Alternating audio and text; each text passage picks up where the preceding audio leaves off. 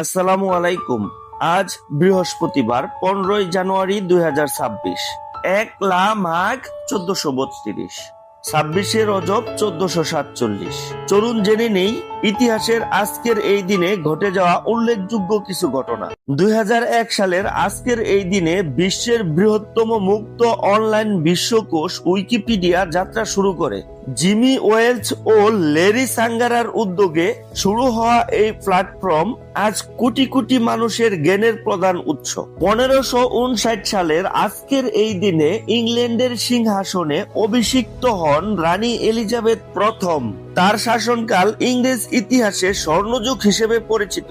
1948 সালের আজকের এই দিনে তুমুদ্দুন মজলিসের উদ্যোগে রাষ্ট্রভাষা সংগ্রাম পরিষদ পুনর্গঠিত হয়। এটি ছিল ভাষা আন্দোলনের প্রাথমিক ও গুরুত্বপূর্ণ ধাপ, যা পরবর্তীতে 1952 সালের মহান ভাষা আন্দোলনের পথ প্রশস্ত করে।